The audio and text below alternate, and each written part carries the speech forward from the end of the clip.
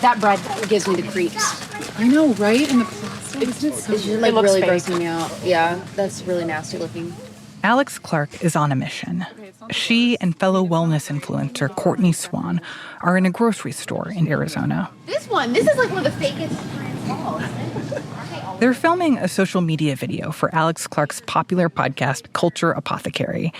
And they're going around trying to identify products they think aren't safe to eat. If something has an organic label, does that automatically mean it's better for you?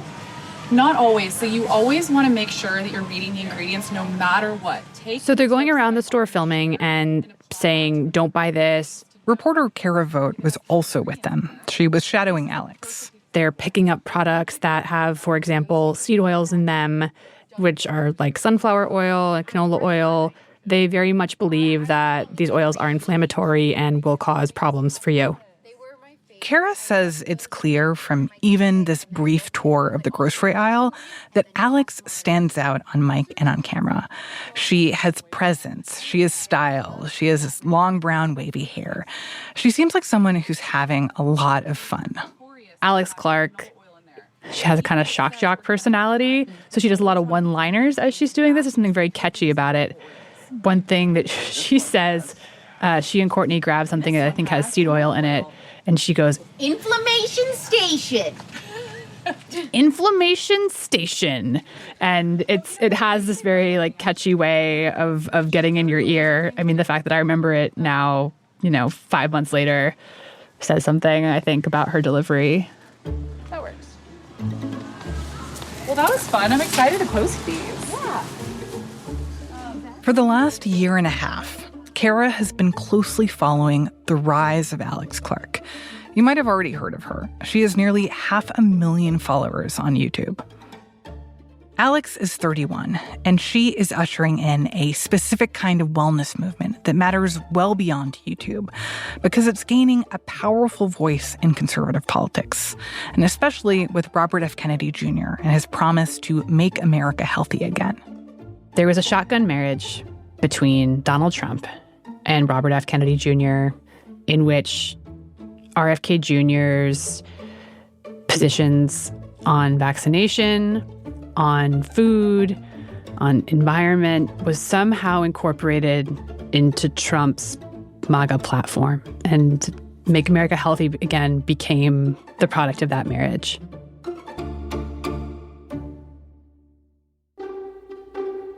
What that taps into are all of these feelings about health, about science, especially the distrust. And it taps into this culture of influencers who have filled in the gaps as this distrust has been sown. And Alex is the rare intersection of all of these things. From the newsroom of The Washington Post, this is Post Reports. I'm Martine Powers. It's Thursday, February 20th. Today, we get to know Alex Clark, and we'll trace how this wellness movement has gained such a foothold in politics, especially as Robert F. Kennedy Jr. became the nation's top health leader. Thank you for your service, and welcome to HHS. I'm proud that President Trump has appointed me to the position of trust to carry out his agenda to make America healthy again.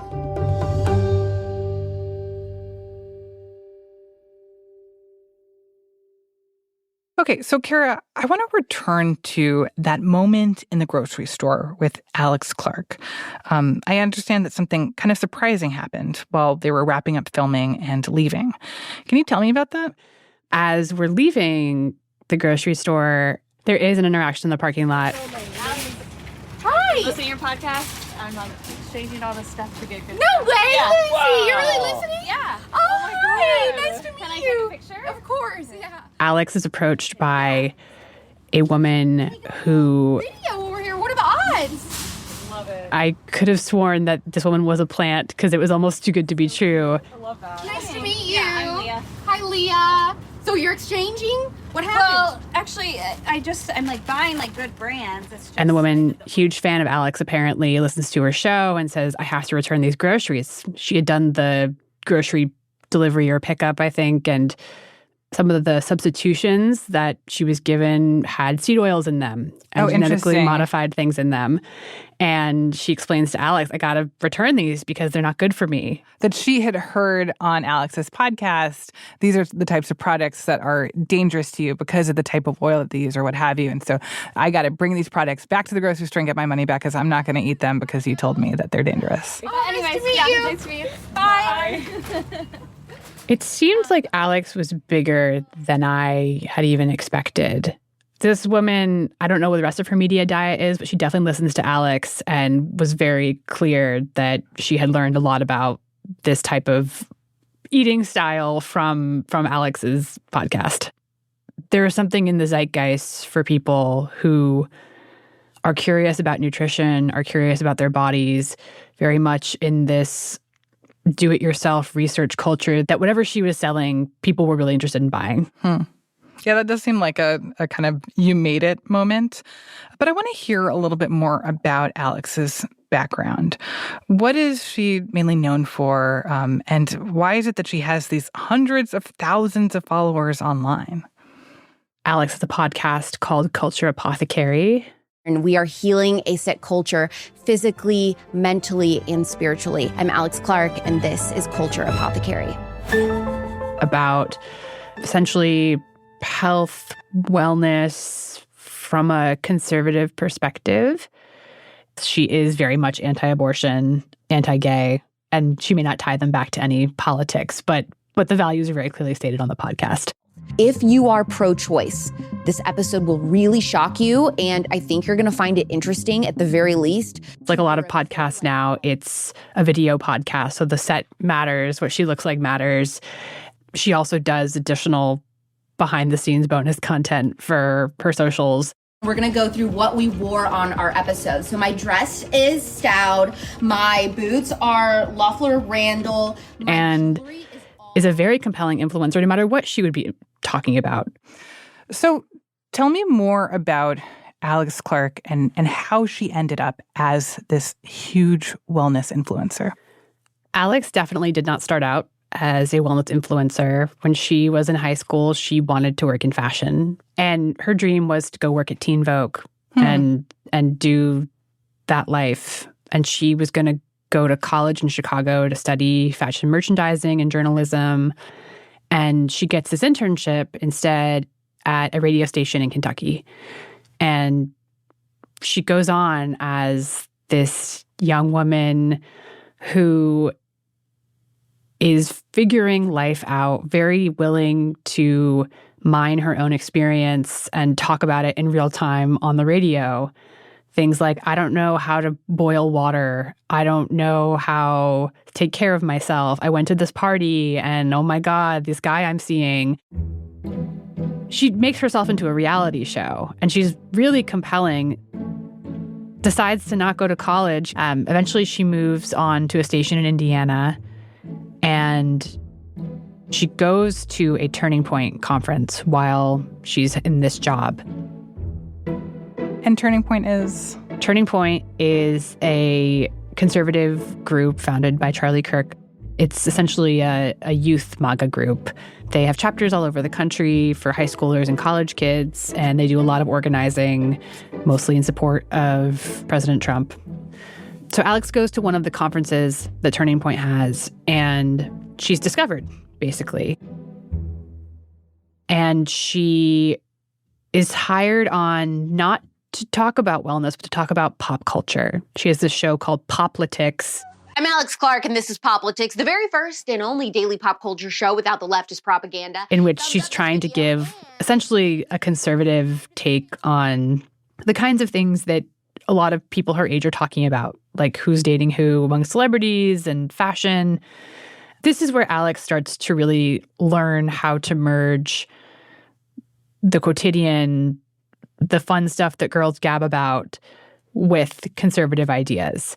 And there are some episodes of this show you might not even know that she's a conservative because she's just talking about the things they talk about on E or TMZ. People are attacking Gwyneth Paltrow for seeing a functional medicine doctor. It's about... But at some point over the years that she's doing politics, she becomes a lot more interested in health and wellness. Why is it that she decided that wellness was something that she wanted to focus on?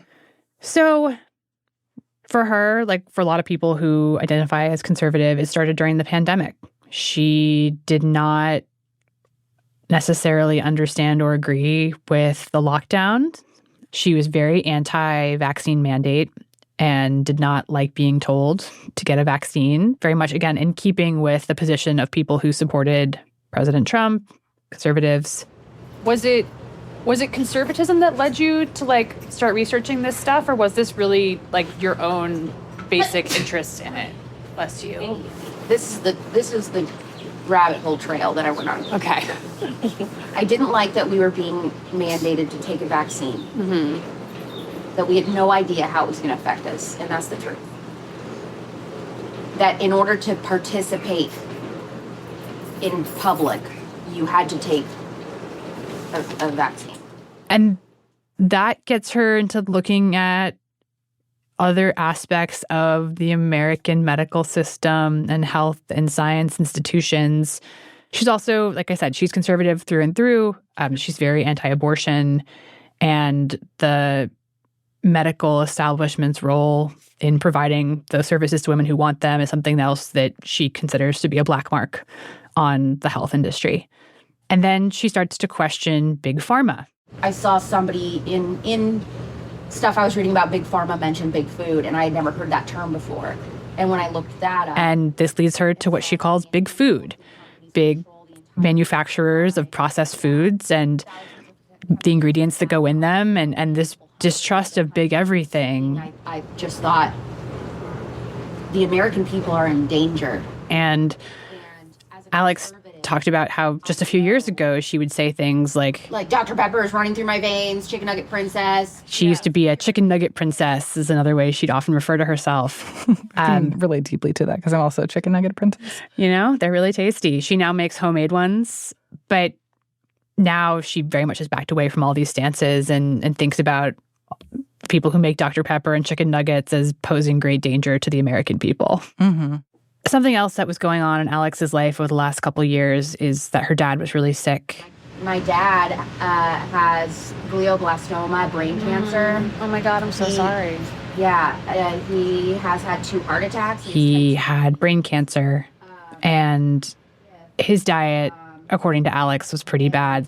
My dad is addicted to ultra-processed food.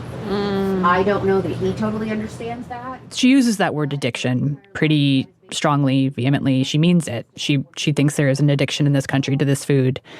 And she would accompany him to his treatments at hospitals and see him really suffer. And for her, she just felt so clearly that his cancer and its proliferation throughout his body was tied to his diet. And so she would plead with him. When we left the hospital, I was crying and I was begging him, can you please just go home and I'll make you anything you want. I'll make you pizza, homemade. Let me make you homemade food. Let me make you your fast food favorites, but in a healthy way. And he was like, no, Alex, please, I have to go through the Chick-fil-A drive-thru. Then he wanted to go to Pizza Hut later that night. It is an addiction. It was heartbreaking for her. And she also felt like what she believed about food was not what the doctors and nutritionists he was working with believed about food. And that was a big source of stress for her because she would insist that the diet that they were prescribing him, this idea of, have seed oil, have less fat, that's just not something that she believes anymore. She thinks that the things that they're telling him to eat are the things that are killing him. Tragically, Alex's father died about a month ago, and she has been pretty open that she feels like what he ate was much of what killed him. And I think that's one of those things that is so complicated, right? Because I think a lot of people would agree with the premise of what you eat does have an effect on your health, and that, like a sense of fear or concern for family members if they're not eating right and worrying about what that will mean for their longevity. I wonder, what are some of the beliefs and issues that she talks about that are highly controversial. What is so tricky about the Maha influencers is a lot of the things that they're saying really resonate so much with anyone. If you have ever tried to lose weight in America or clear your skin or have more energy, you have definitely interacted with these people. Like, you have gone to the internet and you've said, what should I be eating to clear my acne? What should I be eating to lose weight? What should I be putting on my body to protect it from inflammation? Like, we've all done this. Everyone has gone to the computer and done this. What I think very much separates general travelers in the wellness space from a Maha influencer is this idea of control. I believe that anything the government touches gets worse, and that you want to... And something that Alex said to me when we talked about her interest in health and wellness is that she doesn't trust big pharma and big food because they're part of a government conspiracy to basically control us. That if we feel sick and our brains are foggy, then the government can step in and tell us what to do. Because we are all so sick from the food and then being prescribed their pills, we're not able to think critically or clearly. Therefore, it's so much easier, in my opinion, for them to control us. And when that is like your fundamental belief about why food is the way it is in America and why prescriptions are the way they are in America, that just changes the lens on how you view any amount of information. I tried to track down all the fact-checking for what she was telling me, and admittedly, some of the science is like a little bit hard to navigate. Like, if you were trying to figure out if seed oils are bad for you, you can find studies that say they cause inflammation. You can find studies that say that they don't. The scientists I've spoken with have told me, like, broadly speaking, the research doesn't support these claims about the harms. One of the dangerous things about what some influencers do is they will claim an expert status that they may not be entitled to. You know, Alex doesn't claim she's an expert, but some of them do, and oftentimes they may not have degrees or certifications. Now, a lot of them will tell you that's what actually makes them credible, because to have gone through a nutrition program that was maybe funded by some big corporation is to submit yourself to being part of this conspiracy. Mm-hmm. So it's a really interesting space because they're all doing the same research that any of us are doing, and they're non-expert, but they wouldn't even want the expert in the room anyways. Mm.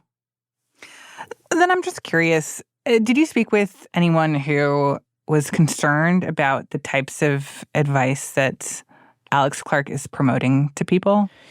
A lot of people find what Alex and her Maha peers say very alarming, very dangerous. These are people like Andrea Love. What ends up happening is that you get drawn into that ecosystem, and then belief in that one piece of misinformation makes you more likely to believe in more and more and more. So Andrea Love is an immunologist and microbiologist who's been following the Maha activists for a while. She says that the claims she hears on these podcasts about good or bad medical treatments, about potentially harmful products, they're often taken out of context. And the way that they're presented can be super misleading. A lot of things impact our overall health: genetics, environment, social factors, also amount, doses of products, and exposure to products matter too. And Andrea says that Alex has had people on her podcast who take things a step further and promote dangerous ideas. There was this one recent example of a woman who runs a cancer clinic. But she has no actual oncology board certification or credentials, and she has been very notorious in the wellness space where she promotes cancer pseudoscience. She prescribes unproven cancer treatments to patients. She makes false claims about causes of cancer and treatments of cancer, and she really undermines, proven treatments, and we know that that increases poor health outcomes, increased risk of death. More broadly, Andrea often sees influencers promoting and profiting from supplements and alternative treatments One thing she told me was that she encourages people to pay attention to whether there are underlying forces or sponsors in the case that you continue to think or believe that, these people care about your health when they're selling you glorified snake oil. Interesting. So it seems like she's arguing that there are a lot of potential pitfalls or conflicts of interest in the wellness industry writ large. But coming back to Alex Clark, tell me more about her audience, because she has a massive following, correct? Massive audience. She's often ranked in the top 10, 15 of health and wellness podcasts across Apple and Spotify. Why do you think that is? What do you think is the appeal about her to so many people? I think part of it is the hustle. She's really present. She's on all of the platforms all of the time. I think that Alex loves leaning into controversy. She loves it when people say things on her show that will anger and excite. One thing that she and I talked about, I asked her whether or not she likes it if people like her show or hate her show. And she's like, engagement's engagement. Like, it doesn't matter. There were a couple times where we were going through episodes that were upcoming, and she was like, oh, my audience is going to hate this. And she smiled, like almost like a Grinchy smile of like, and that's wonderful because they'll be talking about it.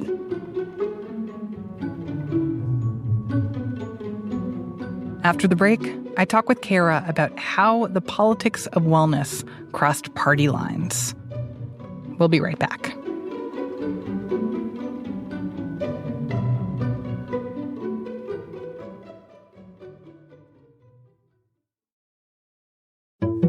I'm Jessica Contreras, and I'm a reporter at The Washington Post.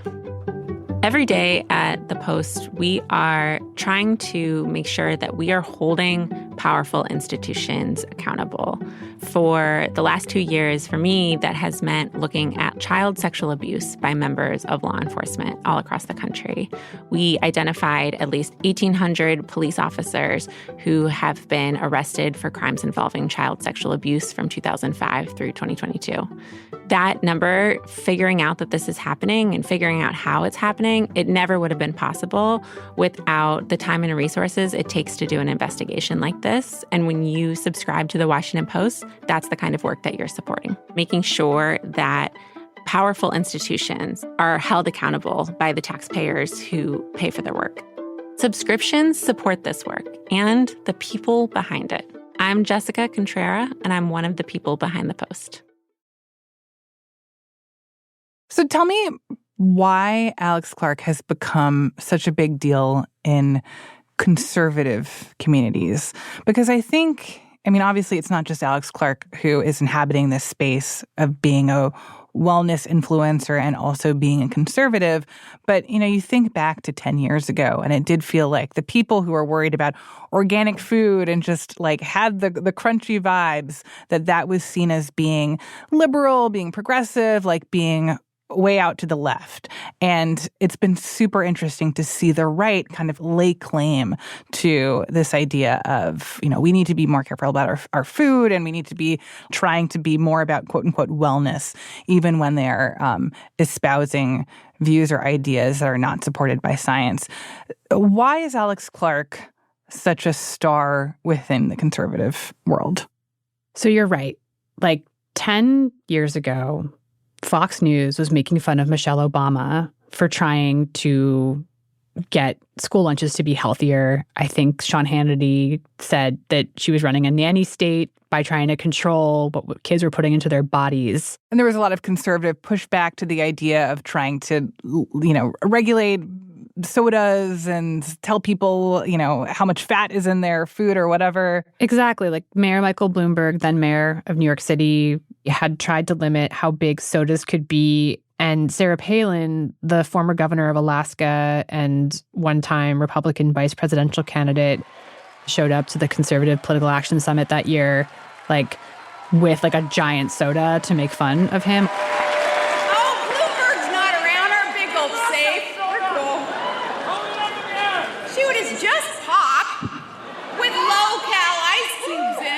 It used to be that conservatives were very much team, junk food. And in the last few years, a lot of that has shifted. There's something definitely long-term bipartisan, you might say, or non-ideological about where food comes from, trying to avoid certain types of medicine when you don't need it. And it was really the pandemic that polarized a lot of the things that Alex talks about, like where food comes from, vaccination, et cetera. That all became a much more conservative idea. So one of the things that I think is so fascinating about Maha is that many of the influencers in its orbit live in LA. And they're like Erewhon shoppers. They love their smoothies. They love their algae. They love all the kind of woo-woo stuff. And they were Democrats up until 2020. And because of the lockdowns, because of the way that they felt like the vaccine was being handled by the Democrats, they became conservative. They voted for Trump. And then once RFK Jr. and Trump were aligned, all those people were really in the Trump camp. So Alex is a star in the conservative world for a long time. She has been. Like I said, her transformation was much more, she headed into this space from being a conservative, but there are lots of people who were already in the wellness space who actually headed toward conservatism during the same time. And this is kind of the water they're all swimming in now. Like she was there to meet them at the end of this transition that so many people were going through. Exactly. And for Alex Clark and her show, what does that sound like in terms of the explicit political messages? Not just eat this food, don't eat that food, don't trust big food or whatever, but like the stuff that's more squarely in the world of politics. So an important thing to know about Alex's show is that it's on the 501c3 side of Turning Point, which means it's a nonprofit that can't really engage in explicit political lobbying. So she can't endorse any candidates for office, for example. She can't talk about Trump in terms of her open support for him. Oh, interesting. And yet politicians have been embracing her. Politicians have been embracing her. And she's never been shy in her own social media to talk about who she's supporting. She's very politically active outside the podcast. She appears at all of Turning Point's events. We are going to outlive the left. We are going to out-reproduce the left, and we are going to outvote the left. Her most explicitly political moment in the wellness space was this past fall when she appeared at this Senate roundtable hosted by Senator Ron Johnson, a Republican from Wisconsin. Well, good afternoon and welcome, everybody. This event is titled American Health and Nutrition, a Second Opinion. I want to thank all the people. He had invited a bunch of people aligned with the Make America Healthy Again movement to present at the Senate. One of these people was also Robert F. Kennedy Jr. When discussing improvements to U.S. healthcare policy, politicians from both parties often say that we have the best healthcare system in the world. He was the guest of honor. That is a lie. And Alex came at the end of a 4-hour hearing. But we've saved the best for last. It's pretty low energy at that point. Thank you, Senator. And she brought the room down. Who cares about politics if the next generation is dead or close to it before they can even vote?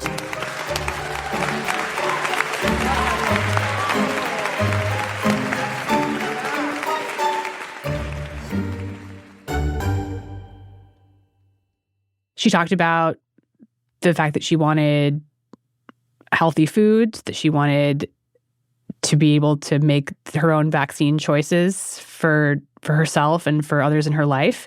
And she ended her speech by saying, "We will not co-parent with the government." This is America, the land of the free. Parents are being held hostage. They did not sign up to co-parent with the government. We want a divorce. Which is somewhat of a rallying cry among people in this movement that the government should not be making choices for mothers. There's a lot of moms in Maha. And even though Alex herself is not a mom, she would love to be a mom. She told me how much she really just wants to get married and have a family. And she very much will repeat things that are in alignment with what they're saying. So, Kara, you mentioned a few times Robert F. Kennedy Jr. and his recent confirmation as Secretary of Health and Human Services, and he officially started this week.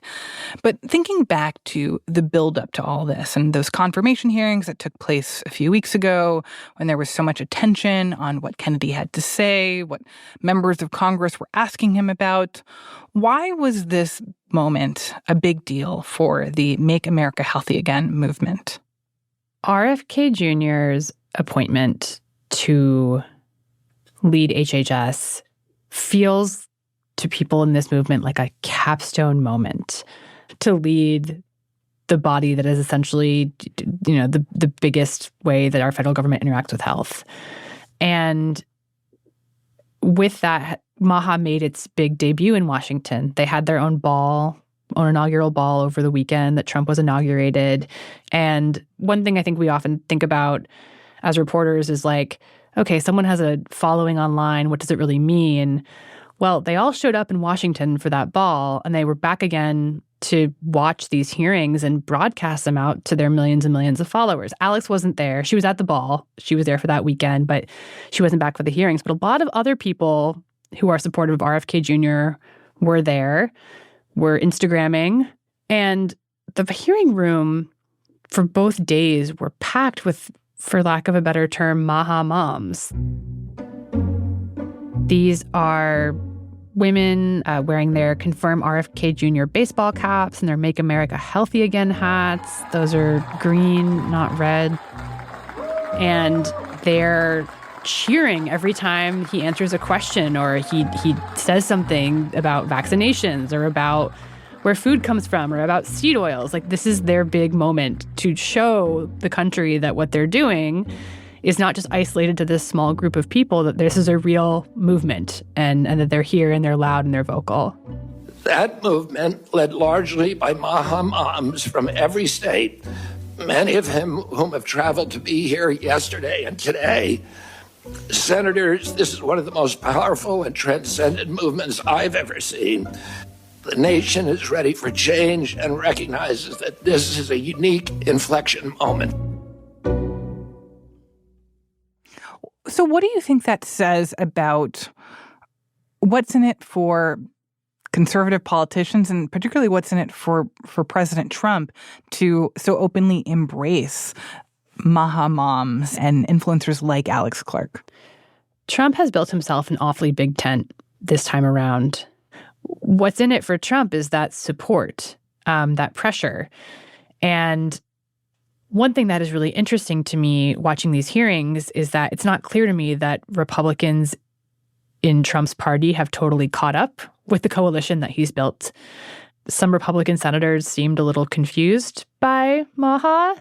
They take a real issue with RFK Jr.'s previous support of abortion, and they're very concerned about it. Some of them also did not totally back away from vaccines in the way that Trump and others in the party did during COVID, vaccine mandates, I should say. And the line of questioning from Republicans, they clearly wanted to be supportive of RFK Jr., but I don't think they totally get what MAHA is about. It still is kind of this crunchy thing that for so long was a Democratic idea, that they're still coming around to it. But this is a very big, very fragile coalition that has come together very quickly for Trump, and I'm not totally sure how long it can last. A lot of the people who support Make America Healthy Again and RFK Jr. are not original MAGA people, and it's not clear to me that they can all live happily under the tent that they have built together. But then you have Alex Clark, who symbolizes both sides of original MAGA and new MAHA, and she isn't going anywhere. In fact, over the last several weeks, her follower count is growing, her visibility is growing, her podcast is still among the top health and wellness podcasts in the country. It's definitely worth watching her rise in this space. Kara, thank you so much. Thank you. Kara Vogt is a politics reporter for the Style section at The Post. That's it for Post Reports. Thanks for listening.